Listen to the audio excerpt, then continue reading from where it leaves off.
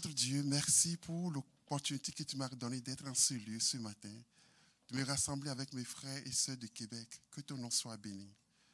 Je me soumets à l'onction du pasteur Fofi avec qui je travaille, avec l'autorité qu'il m'a laissé partir pour venir en ce lieu. Et je me soumets, Seigneur, également aussi à l'onction du pasteur, du papa Titi et de maman Odette qui est ici. Et tout ce que vous avez fait en ce lieu soit sous leur onction, sous leur bénédiction. Saint-Esprit de Dieu, prends contrôle de ce lieu et fais du bien à quelqu'un. Seigneur, moi je ne peux rien faire, je n'ai que des mots, mais des mots qui seront inspirés par toi, afin qu'ils soient des épées dans ta main pour opérer dans les vies. Seigneur, transforme-nous pour ta gloire. Au nom de Jésus. Amen. Donc, c'est le frère Mathias, mon épouse, la sœur Pascaline, et je suis accompagné aussi de mon neveu, qui est l'aîné du prophète Adam Emmanuel. C'est ça, c'est mon neveu, il est avec moi, il est là pour les études. Et comme Dieu nous a fait grâce depuis le grand-papa d'être chrétien, donc tout le monde est entraîné. Dieu a écouté ses prières. C'est pour ça qu'aujourd'hui, je crois à la prière des parents. Parce qu'on voit qu'aujourd'hui, nous tous, nous sommes 4 garçons. Vous savez, ça bougeait fort quand on était petits. Mais Dieu nous a pris chacun de nous. Et je vois que Dieu est capable de tout faire. Ça n'a pas, la prière a une efficacité. Parce que chacun a eu son enfance, son adolescence. Mais aujourd'hui, nous sommes tous dans la maison de Dieu. Et nous servons le Seigneur avec tout notre cœur. Et c'est ça qui est vraiment notre joie de servir le Seigneur. Parce que quand nous regardons partout, il nous a attirés, nous a préservés. Aujourd'hui, moi, quand je suis né, c'est vrai, j'ai été un peu malade. Je ne vais pas dire beaucoup. J'ai été malade. Et quand j'ai connu le Seigneur, il dit, Satan, tu as tellement échoué parce que je ne suis pas moi avant. Et maintenant, si la prière de mes parents m'ont gardé en vie jusqu'à ce que moi je grandisse, c'est qu'aujourd'hui, tu ne peux plus rien faire. Parce que maintenant, mes propres prières font travail. Et plus que la prière, aussi l'identité que j'ai en Jésus. Et ce matin, le Seigneur a mis dans mon cœur une parole. C'est dans 1 Samuel 17, à partir du verset 12. C'est quelque chose que beaucoup de gens connaissent. C'est l'histoire que même les païens, les gens dans le monde, ils vont le raconter, l'histoire de David et de Goliath. Mais ce matin, je veux le regarder dans un aspect pour vous montrer le mental du vainqueur David. C'est ce que je veux souligner ce matin, le mental du vainqueur David. Le mental du vainqueur David. Je vais lire les premiers versets. Donc je vais commencer à partir du verset 12, mais je vais jusqu'à 50 pour les gens qui notent. On va lire, au fur et à mesure qu'on va lire, on va continuer à tirer des enseignements. Or, David était fils de cet Ephrathien de Bethléem de Juda, nommé Isaïe, qui avait 8 fils, et qui du temps de Saül était vieux, avancé en âge. Les 3 fils aînés d'Isaïe avaient suivi Saül à la guerre. Le premier-né de ces 3 fils était parti pour la guerre, s'appelait Eliab, le second Abinadab, le troisième Shama. David était le plus jeune. Et lorsque les 3 aînés eurent suivi Saül, David s'en alla de chez Saül et revint à Bethléem pour faire paître les brebis de son père. Les Philistins s'avançaient chaque matin et soir, et il se présenta pendant 40 jours. Isaïe dit à David, son fils, prends pour tes frères cet effra de grains rôtis et ces 10 pains et couds au camp vers tes frères. Porte aussi ces 10 fromages au chef de leurs milliers. Tu verras si tes frères se portent bien et tu m'en donneras des nouvelles sûres. Ils sont avec Saül et tous les hommes d'Israël dans la vallée de Térébinthe faisant la guerre aux Philistins. David se leva de bon matin, il laissa les brebis à un gardien, prit sa charge et partit comme Isaïe le lui avait ordonné. Lorsqu'il arriva au camp, l'armée était en marche pour se ranger en bataille et poussait des cris de guerre. Israël et les Philistins se formaient en bataille, armée contre armée. David remit les objets qu'il portait entre les mains du gardien des bagages et courut vers les rangs de l'armée. Aussitôt arrivé, il demanda à ses frères comment ils se portaient. Amen. Je vais continuer le texte après. Et là, j'ai lu le début. Tout le monde, je pense, ceux qui sont ici connaissent bien l'histoire. Et on raconte ça quand dans le monde que nous vivons, quand on veut comparer un faible et qui fait face à un géant, on va dire toujours le petit David contre le géant Goliath. Mais dans ce texte, je vais souligner certains points. Je vais souligner 7 points par rapport à David, son mental. Comment le cœur de David fonctionnait. Et le premier point, c'est que David n'a pas considéré sa situation familiale. David, vous allez voir, quand je vais continuer à lire le texte, il va se proposer pour combattre Goliath. Mais David ne pouvait pas faire ça parce que David était presque le moins de sa famille. Vous savez ça? David est issu d'une famille de 8 frères. Il est le dernier. Et vous savez, quand quelque chose est en abondance, on néglige les autres. David n'était pas considéré. Et beaucoup de gens aujourd'hui aussi ne sont pas considérés. Et quand nous ne sommes pas considérés, ça nous affecte tellement. Et ça diminue en nous nos potentiels. Ce que Dieu a mis en nous pour évoluer. Mais vous allez voir que David n'a pas laissé ce que Dieu a mis en lui vraiment rester à terre. David a 7 frères. Il est le plus jeune. On vient pour oindre le roi. Vous allez lire dans je pense, chapitre 16. Vous savez qu'on a mis tout le monde là, on l'a oublié. On peut oublier son enfant, on l'a oublié. Et vous savez, quand vous lisez bien ce texte, hier encore j'ai relu le texte et ça m'a fait mal. Parce que je vais vous lire juste 2 versets. Le premier verset, c'est le verset 1, quand l'Éternel envoyait Samuel, il va dire ceci: je l'ai rejeté. Il dit, quand cesseras-tu de pleurer sur Saül?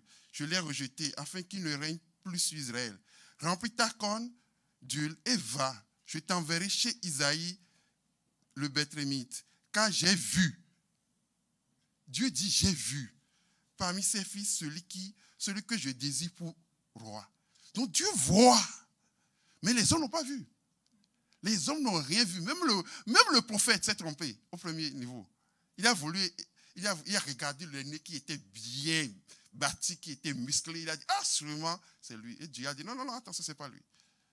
Et maintenant, le papa, il présente tous les 7 frères, sans présenter David. On ne comptait pas du tout sur David. Et aujourd'hui, c'est pourquoi ne vous en faites pas. Si le monde ne compte pas sur vous, si les gens ne vous donnent pas du crédit, si les gens ne vous considèrent pas, que ce soit à la maison, que ce soit à l'école, même si un professeur ne vous considère pas. Il y a des professeurs qui disent aux gens, toi, là, avec ce que tu vois, tu ne feras rien.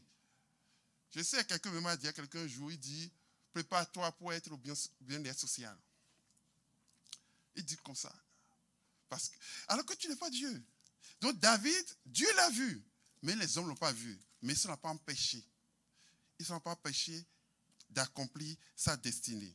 Et quand David va partir, tout le monde était là pendant 40 jours d'intimidation. Personne n'a branché.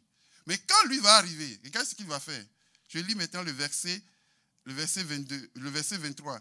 Tandis qu'il parlait avec eux, c'est-à-dire avec ses frères, voici le Philistin de Gath, nommé Goliath, s'avança entre les 2 armées, hors des rangs des Philistins.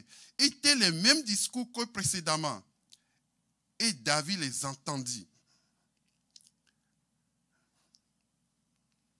Le verset qui suit, vous allez voir, quand on est vainqueur, sa réaction, et quand on est vaincu, sa réaction.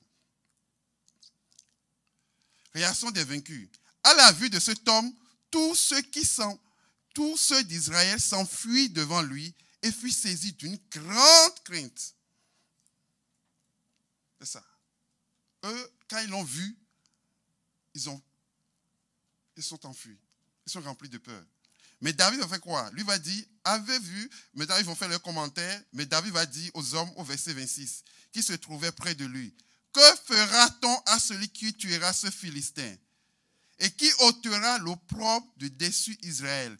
Qui est donc ce Philistin, ce incirconcis pour insulter l'armée du Dieu vivant. Amen. C'est la clé, ça. David, c'est qu'ils appartiennent à Dieu. Donc quoi? Quand nous appartenons à Dieu, c'est ça mon deuxième point. Donc le premier point, il ne faut pas considérer tout ce que les gens ont fait dans le passé pour ta vie. Même quand tu es né, si ton papa, ta maman, ils t'ont dit tu ne seras rien. Même si tes professeurs ont dit tu ne seras rien, ce n'est pas ça le plus important. Ce n'est pas ça le plus important. Oui, nous les parents, des fois, c'est parce que avec le passé, on a appris à ne pas parler. Sinon, des fois, des enfants font des choses et tu es amené à parler, à les comparer. Vous dites, toi, on va dire, toi, tu es bête. Moi, je ne dis jamais ça. Je n'ai jamais dit ça. Jamais. Mais s'il fait quelque chose qui n'est jamais. Parce que ça va diminuer l'enfant et ça va rester dans sa tête. Et s'il n'a pas, c'est-à-dire le Saint-Esprit ne le délivre pas, il ne peut pas évoluer. Il va dire des fois même, oh, moi, il a dit, papa, il a dit ça, que moi, je ne peux rien faire dans la vie. Alors, pourquoi je perds mon temps à étudier? Vous limitez l'enfant. Donc, c'est pourquoi les parents, je vous en prie, ne parlez pas sur vos enfants, jamais. Même si vous voyez le contraire de ce que vous voulez. Même si vous voyez l'évidence. Oui, tu vas voir des choses, mais tu dis, je ne parle pas. Moi, quand moi, ça me dépasse, je vois que moi, je monte, je m'en vais dans ma chambre. Je ne parle pas, je ne te regarde pas. Ou soit il dit, vas-y, je ne veux pas. Est-ce que tu es fâché? Il dit, vas-y seulement. Je dis, vas-y seulement. Je ne veux pas parler. Et David, il a surmonté la famille. Et maintenant, il donne son identité qui est quoi? Lui voit les Philistins. Il dit, lui n'a pas Dieu, moi j'ai Dieu. Il dit, moi j'appartiens à Dieu. Et c'est ça qui a été sa force. Nous devons toujours penser que nous appartenons à Dieu. On nous a fêté la Pâque tout à l'heure. Quand faisons la Pâque, c'est quoi? Jésus a payé le prix pour nous. Nous ne sommes plus de nous-mêmes. Nous ne sommes plus nous-mêmes. Nous appartenons à Dieu. Et que nous appartenons à Dieu, c'est Dieu qui décide de nous. Je ne sais pas si vous vous rappelez du test. Un test dans Actes. Ok, je donne le test. C'est Actes, pour les gens qui veulent prendre les notes. Actes 27, 23, 25. C'est Paul, quand il devait partir pour le télévoyage à Rome. Et il les a prévenus que le bateau va faire, que de ne pas prendre le vol, de pas démarrer le bateau parce que le temps ne sera pas bon. Mais on ne l'a pas écouté. Vous savez pourquoi? Parce que lui, il n'est pas expert. C'est tout ça la vie. Les hommes de Dieu, quand ils parlent, on ne les écoute pas. Parce qu'on dit qu'il n'est pas expert. Est-ce que lui connaît les choses qui vont arriver? Mais ils sont pris quand même.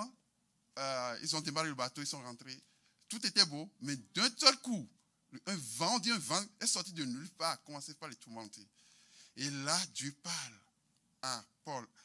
Et je vais lire ce verset-là, parce que c'est un texte que je méditais dans la semaine. Et ça, donc, c'est pour me projeter cela, parce qu'il a dit deux mots que j'ai soulignés.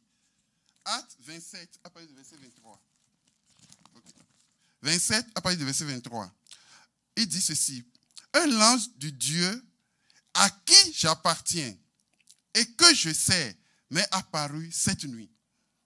Il dit le Dieu à qui j'appartiens.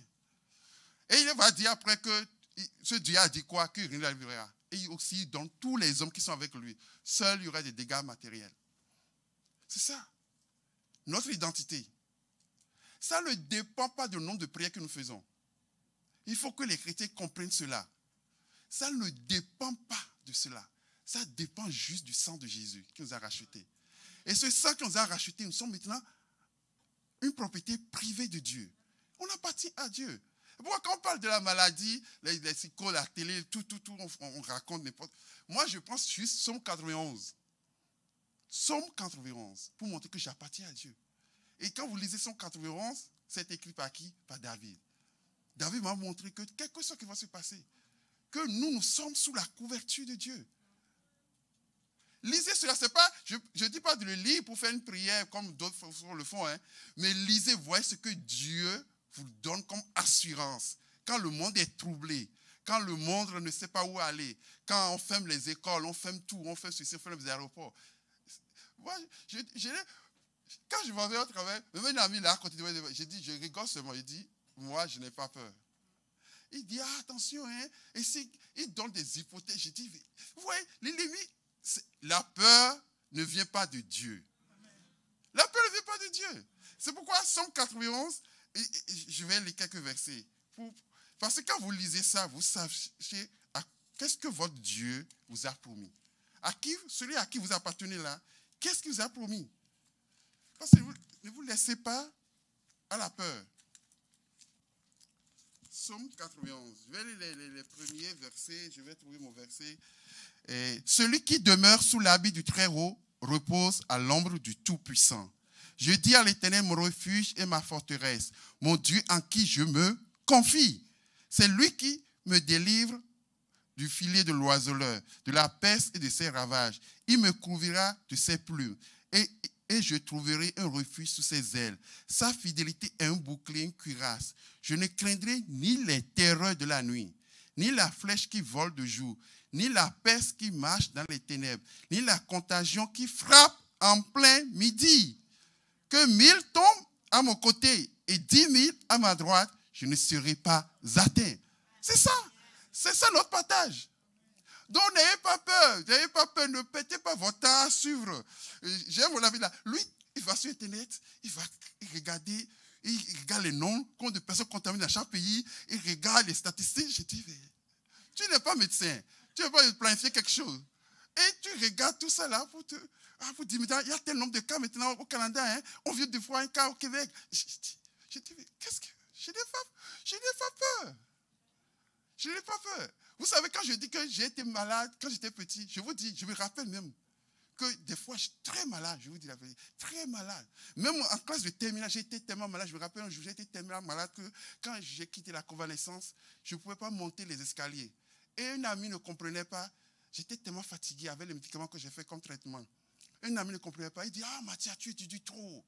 Tu es tellement étudié que tu as maigri. Et j'ai souri, il dit, il ne comprend pas. Moi, j'ai souffert avec la maladie. C'est pourquoi aujourd'hui, quand on dit, tu es guéri. Donc, juste comme je l'ai dit, votre identité, vous appartenez à Dieu. Et quand vous avez ça en tête, tout ce qui sera face vous, vous allez vaincre. Troisième point, David a fait quelque chose. David tourne dos aux injures et aux fausses accusations. Regardez ce que son frère va lui faire. Verset 28. Quand il demande aux gens, qu'est-ce qu'on va faire? Et il y a son frère aîné qui l'avait entendu parler à ses hommes, fut enflammé de colère contre David. Et il dit, pourquoi es-tu descendu? Et à qui as-tu laissé ce peu de brebis dans le désert? Je connais ton orgueil et la malice de ton cœur. C'est pour voir la bataille que tu es descendu. Est-ce que c'est vrai? Juste, David est un enfant obéissant. Vous savez, David, son secret, parce que c'est quelqu'un que j'ai beaucoup cherché à comprendre dans la Bible. Pour comprendre pourquoi. Son secret, c'était quoi? C'est Psaume 119. Quand David était abandonné, rejeté, on le laissait tout seul dans la bergerie, aller rester avec les brebis. David, tout seul, qu'est-ce qu'il faisait dans Psaume 119? Il lisait la parole de Dieu. Il méditait la parole de Dieu. Il se remplissait de la parole de Dieu. C'était sa force. C'était sa force. Ce qui fait que il connaissait ce que Dieu demandait. Et son attitude, je l'aime trop, parce qu'il n'a pas répondu. Regardez ce qu'il va répondre. Verset 29. David répondit, qu'ai-je donc fait? Ne puis-je pas parler ainsi? Et il se détourna de lui pour s'adresser à un autre et fit les mêmes questions. Il s'est détourné sans répondre. Parce que c'est son grand frère. Il connaît le droit d'aînesse. David, c'est que vous allez voir, même quand un jour, quand Saül va commencer par le pourchasser, il aura l'occasion de le tuer. Il n'a pas mis. Il dit, je ne mettrai pas la main de Dieu sur loin de l'Éternel. C'est quelqu'un qui respecte les principes de la Bible. Les principes de la Bible. L'un des grands principes, j'ai beaucoup de gens en face de moi, on dit, honore ton père et ta mère, afin que tes jours se prononcent sur la terre. Ça, c'est gravé. Honore. David, c'est quelqu'un comme ça. Même si, des fois, aujourd'hui, maintenant, vous savez, le Canada, on va parler des droits de l'enfant, les droits, quand le papa aussi a mal parlé, je vais répondre mal. Le papa a le droit de mal parler. Mais moi, je dois suivre la Bible. Moi, je veux vivre longtemps. Moi, je veux vivre longtemps. Je veux dire, je veux vivre longtemps. Dans tout, moi, mes grands frères, tout, je vous dis, même si je ne suis pas d'accord, je peux pleurer, je ferme ma bouche et je me cache. Je veux vivre longtemps. Parce que Dieu ne connaît pas nos lois. Dieu connaît sa parole. Il ne connaît pas que tu es en Afrique, tu es au Bénin. Même si en Afrique aussi, si un parent frappe son enfant jusqu'à faire du mal, il aussi a sa conséquence. Vous savez, Dieu est comme ça. Chacun a sa conséquence. Mais à nous, c'est de respecter les gens. De ne pas répondre, même si les gens ont tort. Ne répondent pas à l'encontre de la Bible. Et vous savez, il y aura des situations où les gens auront l'occasion de parler mal contre nous. Ils auront l'occasion. Mais nous devons détourner les oreilles de cela.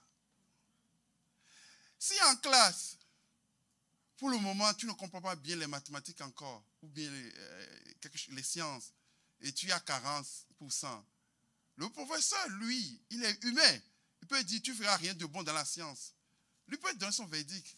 C'est une occasion qu'il a trouvée pour parler. Mais nous, on ne répond pas à ces choses-là. Nous, on garde la foi. Si nous devons répondre, on ne répond pas à la parole de Dieu.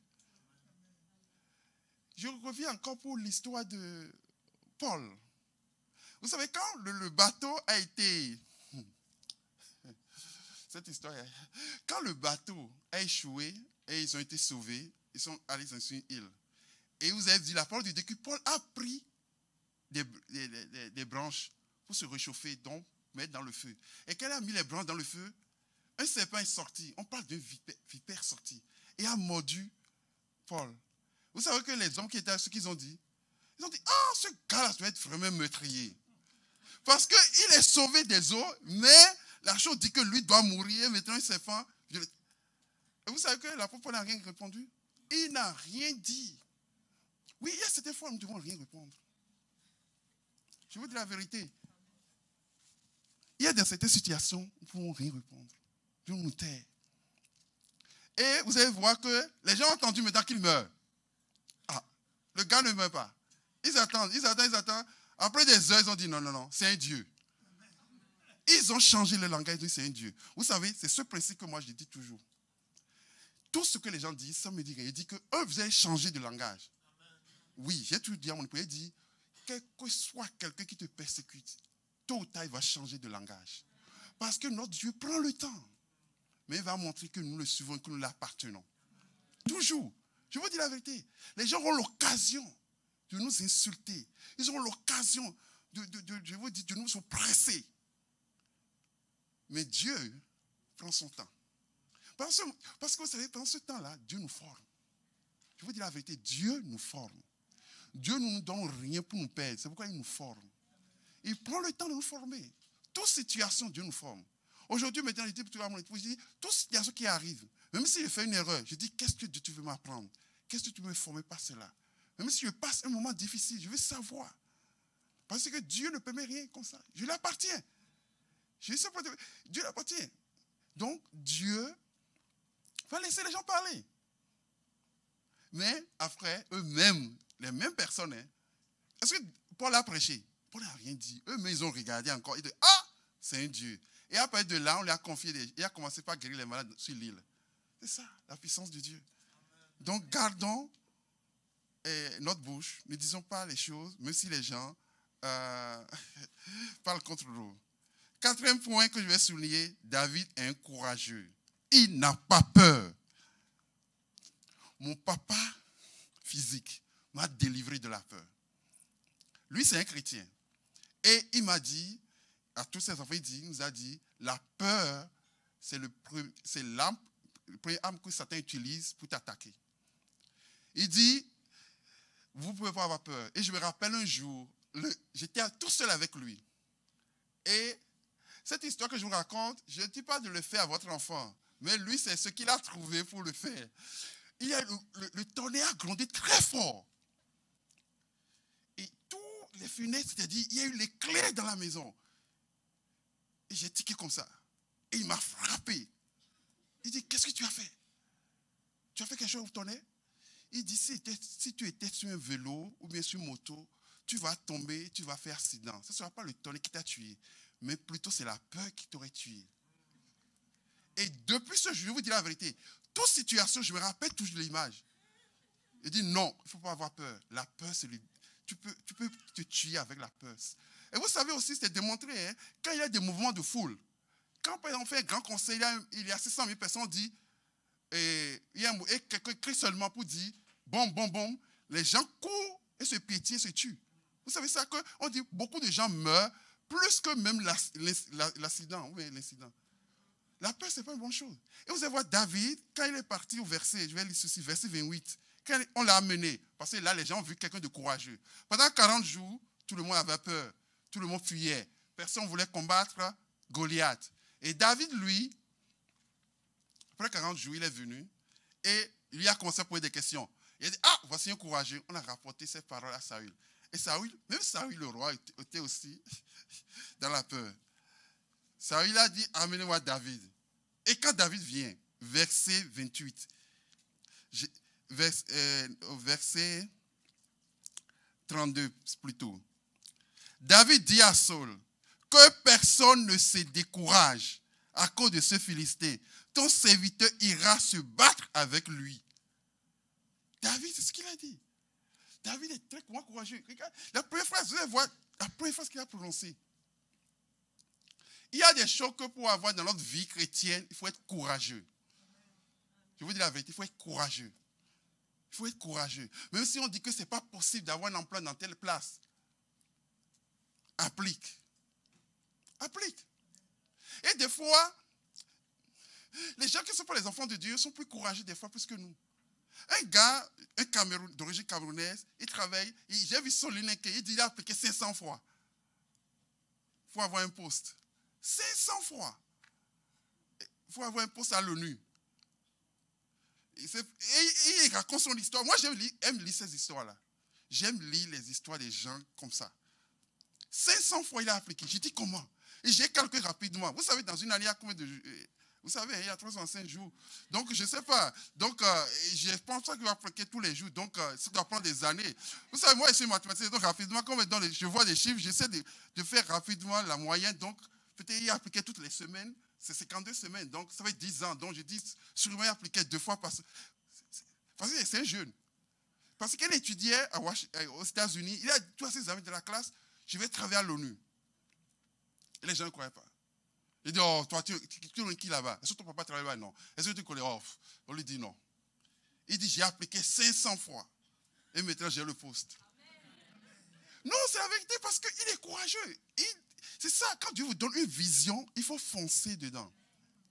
Il faut foncer dedans. Il ne faut pas laisser votre vision mourir. Parce que c'est Dieu qui met en nous. Mais c'est Dieu qui met en nous les visions. Vous voyez? C'est Dieu qui met en nous les visions. Et ce n'est pas dit que quand on est chrétien, c'est 2 fois, 3 fois, c'est bon, c'est déjà fini. Moi, ici aujourd'hui à la Banque nationale, mais j'ai appliqué plusieurs fois. Je sais que j'ai appliqué plus de 20 fois. Oui, parce que j'ai dit, c'est là que je veux aller. J'ai sélectionné 3 entreprises, 3 grandes entreprises de Montréal, dans les finances. J'ai dit, c'est là que je vais aller. Je ne vais pas aller nulle part d'autre. J'ai dit, c'est là que je vais aller. Parce que les autres, comme RBC, ils ont leur grand centre financier à Toronto. Donc, c'est juste. Donc, c'est ça. Donc, quand nous avons le talent, nous avons cette vision, nous appliquons notre foi. Nous n'avons pas peur. Les gens m'appelaient, je n'ai pas peur. Je viens, tu sais, hein, il y a des milieux que tu rentres, quand tu regardes, tu es comme seul. Tu ne vois personne. Je dis, c'est pas grave. Vous m'acceptez, vous me rejetez. Il ne faut pas me tuer, non? Oui. Donc, nous devons avoir le courage. Et Dieu va beaucoup demander cela. Vous savez, quand je lis la Bible, je fais quelque chose, attention maintenant. Tout ce que Dieu demande, je dis ça que c'est possible. Parce que c'est Dieu qui nous a formés. Et Dieu l'a dit à Josué, il va dire, prends courage. Et quand il appelle quelqu'un toujours, Jérémie l'a appelé, il dit aussi, prends courage. C'est-à-dire que c'est quelque chose que nous pouvons faire, nous pouvons avoir. Nous pouvons vaincre la peur. Parce que si on ne pouvait pas le faire, on ne pouvait pas nous libérer du péché. C'est pourquoi Dieu a pourvu à cela, par le sang de Jésus. Mais tout ce qu'il va nous demander de faire dans la Bible, sachez que c'est parce qu'on est capable. On est capable. On est capable. Et j'ai lu un jour une définition de courage. On dit le courage, c'est un état du cœur. Est une vertu qui permet d'entreprendre des choses difficiles en surmontant la peur et en affrontant le danger, la souffrance, la fatigue, l'adversité. C'est ça. Donc, c'est pas quelque chose. Donc, ça nous permet d'aller dans un autre niveau. 5e point, je continue. David a évité toute comparaison naturelle et s'est appuyé sur Dieu. Pourquoi je dis ça? C'est à cause de Saül. Saül va dire, verset 33, quand on lui parle de courage, verset 32, Saül va dire ici, Saül dit à David, tu ne peux pas aller te battre avec ce Philistin. Tu ne peux pas. Il a dit, oublie mon enfant là, tu ne peux pas. Et il va donner des arguments valables. Car tu es un enfant. Un enfant. Et il va dire, l'autre est qui? L'autre est un homme. Pas tout simple. Un homme de guerre. Lisez bien. C'est que quand vous lisez ces phrases, il dit, tu ne peux pas. Quand on te dit, tu ne peux pas, c'est qu'on t'a déjà disqualifié. On dit maintenant, pourquoi? Parce que tu es un enfant. Et l'autre, c'est un homme, pas un homme juste, un homme de guerre. Et après, on va dire ceci, dès sa jeunesse. Vous savez, plusieurs fois, les gens ont failli me décourager comme ça dans la vie. Plusieurs fois. On va vous dire que tu ne peux pas. Que non, ça c'est trop grand pour vous. Mais vous savez, quand vous savez que ce que David va répondre, il va dire, ton serviteur faisait paître, il va donner son historique, Ça c'est très bon. Il va dire ce que Dieu a fait avec lui. Et ça, souvent, je l'appelle ça Deutéronome. Chacun des enfants de Dieu doit avoir son Deutéronome. Deutéronome, c'est quoi? Vous allez voir que dans Deutéronome, Moïse, qui est serviteur de Dieu, va rappeler tous les faits qui ont été accomplis par sa main. Donc, on se rappelle des choses pour s'appuyer dessus. C'est pourquoi, quand vous avez des difficultés dans votre vie, quand vous commencez à être chrétien, n'ayez pas peur. Priez Dieu et ayez votre témoignage. Quand vous avez votre propre témoignage, ça vous consolide dans la foi. Ça vous consolide tellement que rien ne peut vous ébranler. Et ça qu'il a dit que les ours l'ont sauvé. Ceci l'a sauvé. Donc, même si je suis un enfant, il va dire à la fin, il va terminer. J'aime trop David, il va terminer. Verset 37 dit, David dit encore, l'Éternel qui m'a délivré de la griffe du lion et de la patte de l'ours, me délivrera aussi de la main de ce Philistin. Amen. C'est ça la clé. Il ne se laisse pas décourager, mais il s'appuie sur Dieu. C'est pourquoi aujourd'hui, je n'aime pas trop les gens qui pensent que quelqu'un ne croit pas en Dieu. Et tu vas lui dire, ah non, pense positif, ça va arriver. Non, ce n'est pas penser positive. Non. Moi, je refuse ça. Ce n'est pas ça la Bible. Ce n'est pas ça la Bible. Ça, c'est juste, je peux dire, le commencement, le bas. Oui, nous devons penser positif, mais ce n'est pas ça. C'est parce que ce qui est derrière cette parole s'appelle Dieu, qui a créé les cieux et la terre, qui ouvre et personne ne peut fermer, et qui ferme, personne ne peut ouvrir. C'est à cause de ça. Si ce n'est pas Dieu, tu peux avoir la pensée positive, pas comment. Si quelqu'un veut t'arriver, ça va arriver. Oui. Mais maintenant, quand on parle d'être positif, c'est parce que Dieu a mis en nous, en quoi? Un esprit de Dieu. Et plus nous avons des pensées qui ne sont pas, ça va attirer la mauvaise chose vers nous. C'est ça. Vous savez, c'est juste ça qu'on dit. Non, ayez des pensées pures, ayez des pensées positives, parce que ça va permettre à vous, parce que nous avons l'esprit, nous sommes nés de Dieu. Donc nous sommes comme des dieux. Donc il faut que notre esprit amène des choses positives sur nous. Mais vous savez, même ce qui fait que même, je ne maudis même pas quelqu'un. Même quelqu'un, c'est maudit veut dire quoi? Parler mal de quelqu'un, je n'aime pas. Il dit, une fois que ça part de moi, ça me souille avant d'y aller. Nous sommes tellement spéciaux que quand nous appuyons sur Dieu, rien ne peut nous bloquer. Et David a compris. Quand l'autre commence par le comparer, parce que la vie, vous savez, aujourd'hui, quand je regarde le monde, des fois ça m'énerve. Je dis, pourquoi on compare les gens? Pourquoi ils doivent avoir un premier, deuxième? Je dis, c'est quelque chose qui discrimine. Vous savez, j'ai été toujours premier dans ma vie. Ce que je n'ai jamais su, ce que ça fait pour les gens qui sont en arrière. Des fois, ça les diminue. Des fois, ça les empêche d'aller plus loin. C'est-à-dire parce que tu te dis, oh, ils sont là, ils sont partis, moi, ça les diminue. C'est qu'avec certaines expériences, parce que je sais que quelqu'un a aidé les frères. Donc, je travaille beaucoup de gens, je les parle, j'essaie de les expliquer les choses. Et quand, à force à faire cela, à parler aussi avec mes enfants, je vois que ça fait quelque chose dans la vie. Quand on classe les gens, quand on compare les gens, on dit, lui est plus intelligent, lui, il est moins intelligent. que toi tu es lourd, l'autre est excellent, toi tu es pas bon, tu es passable. Vous savez, c'est des choses qui compriment nos talents. Ce que moi j'ai compris, c'est quoi? Dieu ne nous a pas créés uniformes. C'est la diversité chez Dieu. Ça dit quoi? Quelqu'un est bon en maths, l'autre est bon en français, l'autre est bon dans les langues, l'autre est bon dans les sciences, l'autre est bon dans le sport. Nous avons des talents différents. Donc ce que nous devons faire, c'est de rechercher. Et ça, comme mon épouse m'a dit, nous devons prier pour voir qu'est-ce que Dieu a mis dans nos enfants. Qu'est-ce que Dieu a mis de spécial dans nos enfants. Et c'est ça que moi je fais attention à cela. Je regarde, j'analyse, je prie, je dis, Dieu, ouvre mes yeux pour que je vois. Parce que je ne veux pas que ce soit mes yeux de papa que moi, il dit, hey, tout le monde est mathématicien, tout le monde doit être scientifique. Et quand je ne vois pas ça, je suis énervé. Non, Dieu a mis en nous des choses spéciales. Ils ne sont pas des copies confonds de papa. Ils ne sont pas les copies confonds de papa. Et ils ont leur talent spécifique. Et quand ils vont rentrer dedans, ils vont l'aimer. Vous savez, on dit que les gens n'aiment pas le travail. Moi, je vois le travail, je suis toujours content. J'aime ce que je fais. J'aime ça. Même si des fois, je reste comme ça, je réfléchis. Quand je réfléchis comme ça, j'aime ça. Donc, mais tout le monde n'aime pas réfléchir, trouver des algorithmes, trouver des choses. Non. Donc, vous voyez, donc nous ne devons pas laisser les gens nous diminuer. Nous avons chacun un talent différent. Et nous devons rechercher cela. Et quand nous sommes dedans, nous sommes excellents. Pourquoi aujourd'hui, moi, il dit, toute personne que je vois, je respecte toute personne. Toute personne. Même s'il est dans la rue, toute personne. Parce que Dieu a mis question en lui. Je dis seulement, peut-être il n'a pas eu la grâce d'avoir un bon environnement. Parce que quand je vois les gens, même qui sont dans la rue, je dis, ce gars a un talent maintenant qui va partir avec. Et le monde ne va pas bénéficier parce qu'on ne l'a pas aidé à développer cela. Et avec Dieu, Dieu nous encourage par sa parole. Et ça nous amène à développer ces choses-là. David est appelé à être roi, appelé un grand guerrier. Mais on voulait le minimiser depuis son enfant. On dit non, tu es enfant, tu ne peux rien faire, tu peux rien faire. Mais lui dit non, ce n'est pas moi, c'est Dieu. C'est Dieu. C'est Dieu qui est ma source, qui est mon appui. Et Dieu l'a délivré. Dieu l'a délivré. Donc ça, c'était mon 5e point. Il ne s'est pas laissé comparer dans le naturel. Et je vais vous lire une histoire dans 2 Chroniques, chapitre 14. On peut me projeter 2 Chroniques, chapitre 14. Ok, je vais essayer de mettre... C'est l'histoire du roi Asa. 2 Chroniques 14. 2 Chroniques 14. À partir du verset 7.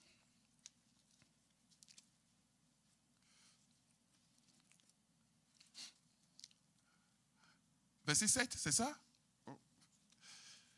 2 Chroniques 14. Je vais trouver dans ma Bible parce que je l'ai souligné. À partir du verset... Ah, ok. C'est décalé ici. Ok. Ok, on va lire à partir du verset 8. Excusez-moi, c'est ça. C'est vraiment ça. Ok, verset 7, c'est ça. Verset 7 d'abord. Je vais lire verset 7 parce qu'il y a une information que je veux dans le verset 7. Asa avec une armée de 300 000 hommes de Juda. Gardez bien ce chiffre-là. 300 000, hein, portant le bouclier et la lance. Et de 280 000 de Benjamin. Au total, ça fait combien? Voilà, 680 000. Maintenant, le verset 8. Zerach, l'Éthiopien, sortit contre eux avec une armée de 2 millions d'hommes. Et 300 chars. Est-ce que Asa avait des chars? Donc, physiquement, si vous comparez, l'Éthiopien devait gagner. Non, pour vous dire les comparaisons, quand vous commencez pas à faire les comparaisons avec vos yeux, avec ce qu'on vous a appris dans le monde naturel, c'est 1 million contre 500 et quelques mille. Et lui a encore des chars. L'autre n'a pas des chars. Mais regardez ce qui va se passer. Et il s'avança jusqu'à Marisha. Asa marcha au-devant de lui et il se rangeait en bataille dans la vallée de Séphata, près de Marisha. Asa va faire maintenant la différence. Comment? Verset 11. Asa invoqua l'Éternel, son Dieu, et dit, l'Éternel, toi seul peux venir en aide aux faibles comme aux forts. Amen. aux faibles comme aux forts. Vous savez, il y a des situations que j'ai vécues, j'ai voulu être faible pour que je m'appuie plus sur Dieu. Parce que quand même tu es fort, il faut s'appuyer sur Dieu. Sinon, tu vas... Et lui, il va dire ça, il dit, Dieu, c'est toi qui viens le fort. Viens à notre aide. L'Éternel Dieu, car c'est sur toi que nous nous appuyons. Et nous sommes venus en ton nom contre cette multitude. Éternel, tu es notre Dieu. Que ce ne soit pas l'homme qui l'emporte sur toi. Je vais vous raconter une histoire frère à ce verset. Nous lisons, continuons. Qu'est-ce que tu vas faire? L'Éternel frappa les Éthiopiens devant Assa et devant Juda, et les Éthiopiens prirent la fuite. Amen. C'est ça. Quand nous voyons que nous sommes désavantagés, nous n'avons plus. Les choses sont plus fortes que nous. Les choses sont plus fortes que nous. Nous devons prier Dieu. Et quand je vous disais qu'il y a une histoire que je vais raconter sur le verset précédent, mon frère, tu peux aller au verset 11, où Dieu il dit que ce ne soit pas l'homme qui l'emporte sur toi. Quand je lis toujours ce verset, je me rappelle toujours de cela, parce que je l'ai utilisé pour prier dans une situation spéciale, où j'étais dans un coup où les gens me dépassaient de façon injuste. C'était pas qu'ils travaillaient, c'était de façon injuste qu'ils me dépassaient. Donc on a fait ce qu'on appelle les examens de mi-session, ils m'ont dépassé comme ça. Et il restait le final. Et j'ai pris ce verset et dit, Dieu, les hommes ne peuvent pas remporter sur toi. L'injustice ne peut pas remporter sur toi. La malhonnêteté ne peut pas remporter sur toi. Et Dieu a changé les choses au final. C'est pourquoi quand je relis toujours ce texte, je me rappelle de cela. Rappelez-vous de cela. Quelles que soient les circonstances. 1 million contre 600 et quelques mille. Ils ont en plus des chars, eux n'ont pas des chars. Mais ils ont fui. Parce que Dieu a combattu pour eux. C'est ça notre victoire. Notre victoire, ce n'est pas nous. Les gens aujourd'hui, on dit combat spirituel. Les gens vont jeûner, ils vont crier fort, ils vont dépenser toute l'énergie. Ce n'est pas ça, c'est pas ça. Nous marchons dans la victoire quand nous reposons sur Jésus. Notre âme, c'est le Saint-Esprit avec la parole. C'est tout. Et quand nous l'évoquons, il répond toujours. Il répond toujours. Amen. 6e point. David va faire quelque chose. Je vais lire ce verset-là. Qu'est-ce que quand il est prêt maintenant pour combattre, et Saül va lui faire quelque chose. Verset 38. Saül fit mettre ses vêtements à David. Il plaça sur sa tête un casque d'airain et le revêtit d'une cuirasse. David ceignit l'épée de Saül par-dessus ses habits et voulut marcher, car il n'avait pas encore essayé. Mais il dit à Saül, je ne puis pas marcher avec cette armure. Je n'y suis pas accoutumé. Et il s'en débarrassa. Nous devons avoir nos armes. Nos propres âmes. Pas les âmes de nos frères, de nos sœurs. Pas l'âme de mon mari. Parce qu'il y a des hommes comme ça, ils vont dire, c'est ma femme qui prie beaucoup. Les hommes dans l'église, réveillez-vous. Ce n'est pas les femmes qui prient beaucoup. Tu dois prier toi-même. Il a pris les âmes de Saül, mais il ne peut pas marcher parce qu'il n'est pas accoutumé. Il y a d'autres personnes, quand on dit de jeûner dans l'église, ils n'aiment pas jeûner. Quand tu jeûnes, c'est tes âmes que tu as de préparer toi-même. Parce que quand ça va arriver des situations, il faut que tu jeûnes. Aussi, venir à l'église, des fois, il faut supplier des gens. Non. Quand nous venons à l'église, c'est pour écouter la parole de Dieu, pour écouter les révélations de Dieu, pour écouter des choses, pour que nous soyons prêts. Parce que l'âme la plus efficace, c'est la parole de Dieu. C'est la parole de Dieu. Même si parce que tu pries pour toi, même si je jeûne pour toi, si tu n'as pas la parole de Dieu dans ton cœur, ça va faire quelque chose. Je vous dis la vérité. Vous savez, au début du ministère de mon frère, beaucoup de gens, ils faisaient beaucoup de délivrance. Délivrance. On fait un culte comme ça là. Le culte commence, c'est que le Saint-Esprit, on prie. On prend encore rendez-vous pour eux. On prie, on jeûne. Mais ces gens-là, quand je regarde, peu de gens ont demeuré dans la foi. Parce que la parole de Dieu n'était pas dans leur cœur. La parole de Dieu. Jésus a dit quelque chose. Il dit, quand on chasse un démon, il s'en va. Et il va faire quoi? Il va revenir pour voir la maison là. Quand il voit que c'est propre et que c'est inoccupé, il va chercher quoi? Des démons plus méchants. Qu'est-ce qui remplit? C'est la parole. Quand le démon sort et la parole n'est pas là pour prendre la place, il va revenir. Il va revenir. C'est pourquoi venir à l'église, c'est pas on fait plaisir à quelqu'un. C'est pour nous-mêmes. C'est pour nous-mêmes. Je vous dis, même moi, mon voyager dimanche, c'est difficile. Je ne peux pas. Je vais rater, je vais être dans l'avion, dans un escale quelque part sans écouter la parole de Dieu. C'est vraiment que j'ai quelque chose de très urgent à faire lundi dans un pays où il faut que je voie. Sinon, je n'aime pas être dans des aéroports le dimanche. Et quand je m'en vais quelque part, sur Internet, je cherche déjà des églises. Je demande parce que tu connais une église là-bas, je cherche l'église. J'aime aller louer. Même quand on loue, les gens ne savent pas ce qui se passe. Dieu est en train de faire des choses extraordinaires dans nos vies. Oui, nos forces sont renouvelées. Les maladies, Dieu les enlève. Les gens ne savent pas. Vous savez, on dit Dieu siège dans les loin de son peuple. Et quand Dieu va venir, vous croyez que Dieu, lui, a des yeux spirituels. Donc il sait ce qui va nous déranger. Même il sait demain, peut-être demain, ce qui va se passer, il va te donner un message. Moi, je me rappelle quand notre fille était à l'hôpital longtemps, quand elle est née. Et mon épouse était venue à l'église le mercredi. Et le pasteur, il prêche, il dit, quand Dieu semble être silencieux. Parce que en ce temps-là, il y a tellement prié qu'on voulait que l'enfant revienne, mais l'enfant ne venait pas. L'enfant était toujours à l'hôpital. Et Dieu a prêché, Dieu l'a parlé ce jour-là, il a revigoré. Moi-même, c'est en allant à l'église que beaucoup de choses que j'ai. Vous savez, nous sommes des humains. Des fois, quand on s'endurcit, ça va être bon, ça va être bon, on s'endure, on persiste. À un moment, des fois, on semble la faiblesse. Mais si régulièrement nous venons à l'église, nous sommes revigorés, renouvelés. Si dans notre maison, nous lisons la parole, nous sommes revigorés jusqu'à ce que vous atteignions la promesse. Moi, j'ai failli arrêter à la porte de ma bénédiction. Oui. Quand j'appliquais pour beaucoup de choses. Mais je me rappelle toujours ce frère-là, je ne vais jamais oublier ça. Aujourd'hui, c'est un pasteur, ça ne m'étonne pas. Il a prêché le livre de Pierre. Quand Pierre a prêché toute la nuit, et Jésus va lui dire, rejette encore ton filet.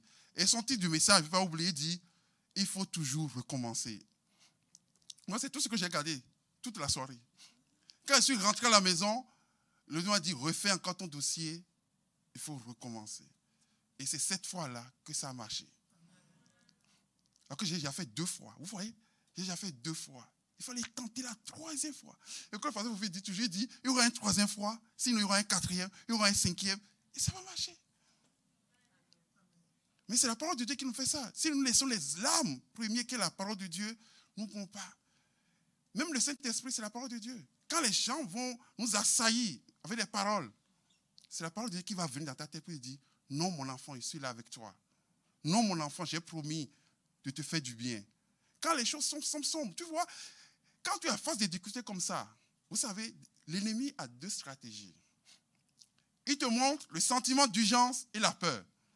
Sentiment d'urgence, tu te prends une décision, maintenant. Si tu n'as pas le Saint-Esprit pour te rappeler, pour te dire, non mon enfant, frère, et tu rappelles un verset, tu rappelles des choses, c'est là que tu vas prendre la bonne décision. Sinon, tu vas prendre une mauvaise décision et tu vas regretter. Mais si tu n'as pas la parole de Dieu en toi, Saint-Esprit ne va rien te rappeler. Pensez toujours comme l'école. Si tu n'as pas appris, même si on te donne l'épreuve, tu ne peux rien faire. Tu ne peux rien faire si tu n'as pas appris. Si tu n'as pas les versets, tu n'as pas la Bible, tu n'as pas la parole de Dieu dans ton cœur. Mais Dieu a créé l'homme comment? Sachez une chose, hein, l'homme, Dieu l'a formé, il sait quoi? Il a la répétition. La répétition fait partie des natures que Dieu a données à l'homme pour savoir faire des choses. Je vais vous dire une histoire, maintenant vous allez rire fatigué. Quand je commençais à conduire la voiture, je ne commençais pas à prier. Je dis, Seigneur, aide-moi. Je me dis, non, jamais. Mathias, j'ai mis dans les hommes la capacité d'apprentissage. En répétant plusieurs fois, tu seras conduit. Il dit, juste prie pour que tu ne fasses pas d'accident, c'est tout. Il dit, mais je ne vais pas te donné le don de conduite. Ça n'existe même pas. Non, il dit ça n'existe pas. Il dit non, j'ai mis dans l'homme la capacité d'apprentissage. Et tout ce que tu apprends, tu répètes, tu vas finir par le savoir faire. C'est ça. Donc c'est la même chose pour la parole de Dieu. Plus tu écoutes, tu es rempli de cela. Quand tu vas parler, c'est ça qui va sortir. Même s'il y a une situation adverse, l'adversité autour de toi, ce qui va se dire que c'est la parole. Toi, tu vas t'étonner. Pourquoi? Mais c'est ça. Tu t'es imbibé de cela. Tu t'es rempli de cela. Amen. Mon dernier point après les âmes, c'est David a résisté au mépris et à l'intimidation de Goliath. Nous en lisons à partir du verset 42. Verset 42. Le Philistin regarda, et lorsqu'il aperçut David, il le méprisa. Le mépris. Ne voyant en lui qu'un enfant blond et d'une belle figure. Et il va dire des choses maintenant. Le Philistin dit à David, suis-je un chien pour que Dieu vienne à moi avec des bâtons? Et après l'avoir maudit par ses dieux. Il n'a pas vu que David est un enfant. Il a maudit par ses dieux. Parce que le Philistin sait que spirituellement, il y a des choses qui peuvent se passer. Donc, il a maudit David par ses dieux. Viens vers moi et je donnerai ta chair aux oiseaux du ciel et aux bêtes des champs. Il va continuer encore. Et David va répliquer maintenant. Tu marches contre moi avec l'épée, la lance et le javelot. Et moi, je marche contre toi au nom de l'Éternel des armées, du Dieu de l'armée d'Israël que tu as insulté. Amen. C'est notre force, ça. Aujourd'hui, l'Éternel te livrera entre mes mains.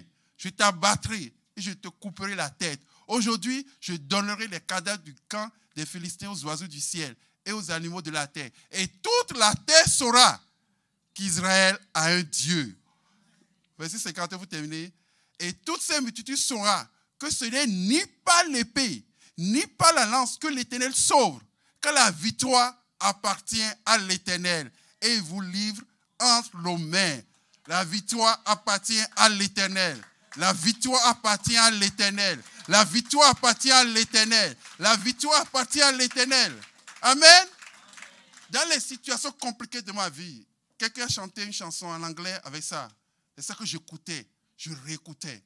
Pourquoi? C'était une situation tellement difficile que j'ai dit, Dieu, c'est toi qui as la victoire. Moi, je ne peux rien faire. Je suis coincé de toutes parts. Je ne peux pas.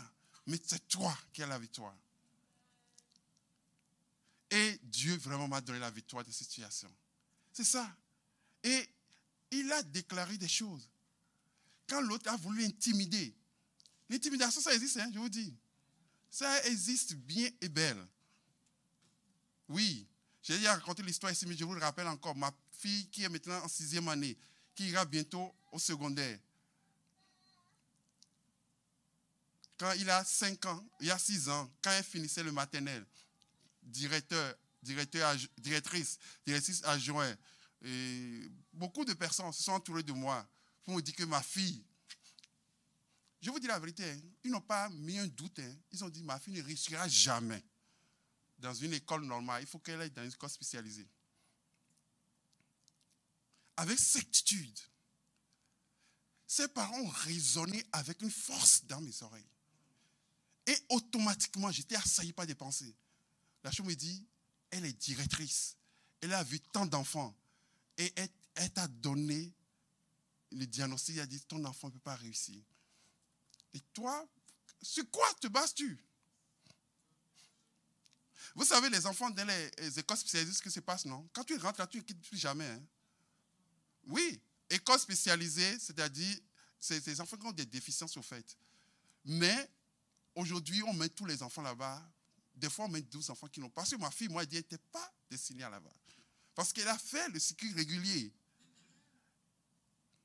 Quand j'ai regardé son bulletin dans la semaine, j'ai vu 91 en raisonnement mathématique. J'ai regardé, j'ai dit, Dieu, on vient de loin. Amen. Parce que ce jour-là, je vous dis, c'est comme hier, je vous rappelle bien, j'étais là. Et quand elle a dit ça, c'est que j'ai dit, madame, merci, mais laissez. Je vais m'occuper de ma fille. Elle dit, je te dis la vérité. Pour que même, elle dit, même pour avoir cette place-là, beaucoup de gens demandent, on ne le donne pas. Que vous, on vous le donne, vous offre gratuitement et tu ne veux pas accepter. J'ai dit, merci madame. Parce que vous savez, c'est pourquoi je vous dis, écoute, construisez votre relation avec Dieu. Dans mon cœur, je sentais une paix de Dieu. Dieu me disait non, ce n'était pas ce chemin pour ton enfant.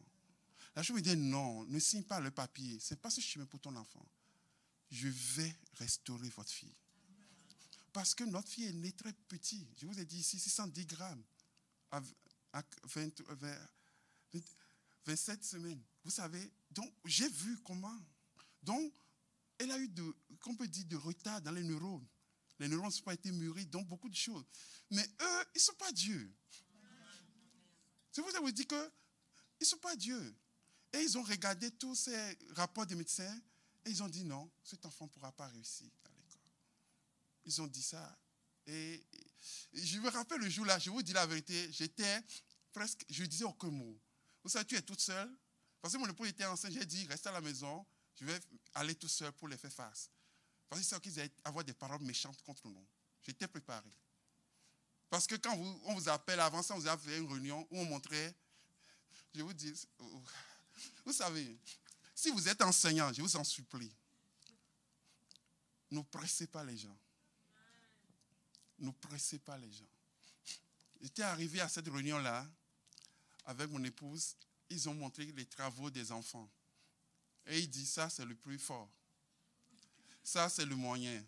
Ça c'est le plus faible. Et on sort la copie de ma fille pour dire qu'elle est même plus faible que le faible. Je m'attendais qu'elle, vous voyez, le plus fort, le plus faible, elle doit être au milieu. Ou soit le faible. Mais non, on sort pour dire, regarde toi aussi, regarde. Le plus faible c'est ça, regarde. Vous savez, moi je suis de nature, je ne parle pas. Vous savez pourquoi je ne parle pas? Parce que je sais que ce qui est en face de moi ne peut rien comprendre du spirituel.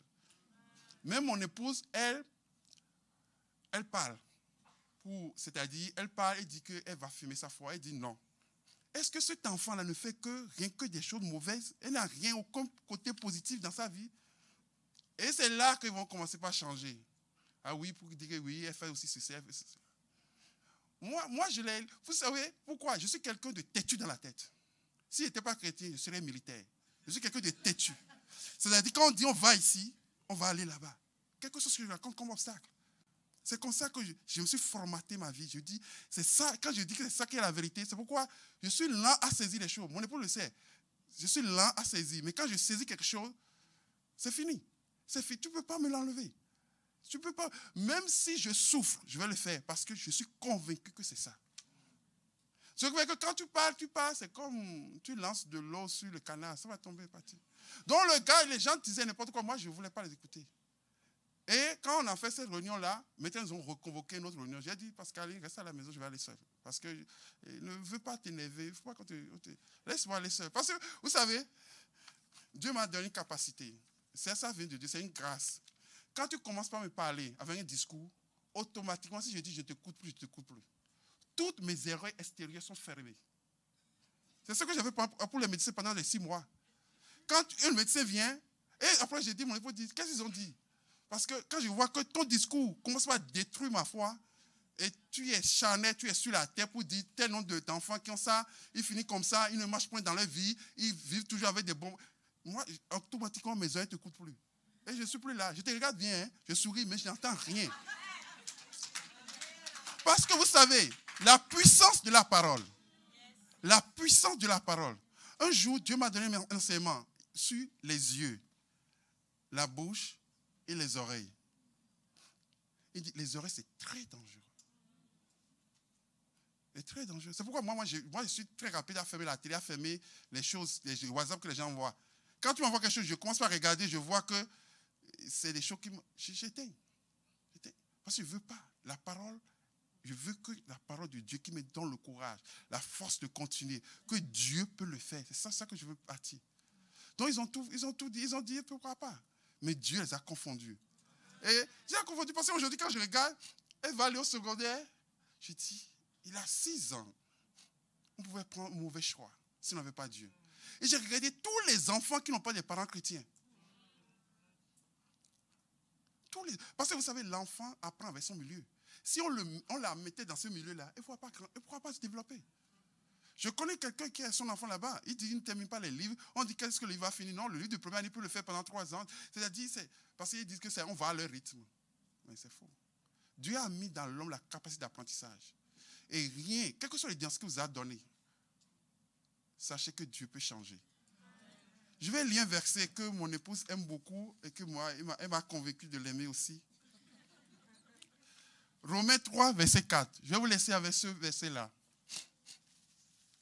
C'est venu dans ma tête, quand j'avais fini de préparer mon message, ce verset est venu dans ma tête pour conclure. C'est un verset que j'utilise beaucoup aussi. C'est la partie A seulement. Loin de là, que Dieu au contraire soit reconnu pour vrai et tout homme menteur. Tout homme menteur. Que Dieu soit vrai. C'est ça qu'on utilise tout le temps. Quand tu dis quelque chose qui ne vient pas de la parole, qui n'a rien avec la parole, tu es menteur pour nous. Quelle que soit la spécialité que tu as. J'ai travaillé avec les médecins avant d'aller dans les finances, parce que moi je suis informaticien de formation. J'analyse les données, tout ce qui est donné. Et j'ai vu avec les médecins, qu'est-ce qu'ils font? Ils vont regarder le pourcentage des gens, des choses, ils vont donner des diagnostics, c'est ce qu'ils font. Ils n'ont pas une certitude, ils ne sont pas des dieux, ils n'ont pas de beau cristal. Ils n'ont pas de dieux. Donc moi, tout le temps maintenant, quand je ne les vois pas, je dis, ok. Je dis, au moins, est-ce qu'il y a 0,01% des gens qui sont guéris? Il dit oui, il dit, ok, je suis dedans. Je dis que je suis. C'est tout. Parce que des fois, ils vont lui donner des diagnostics pour te dire que c'est certain, tu vas mourir de ça. C'est certain, tu ne vas jamais marcher. Ils vont dire, apprends à vivre avec ça. Apprends à vivre avec maladie. Jésus guérissait les malades tout le temps. Tout le temps. Moi, je ne conçois pas la maladie. Donc, quand vous êtes en face des gens qui prennent des paroles, qui prennent des choses, qui cherchent à diminuer votre capacité de vainqueur, rappelez-vous que tout homme, on n'a pas dit certain, hein, tout homme, pour menteur, que Dieu seul soit comme vrai. Donc, c'est ce que Dieu dit de toi qui est vrai. Ce n'est pas ce que l'homme dit. Que Dieu vous bénisse.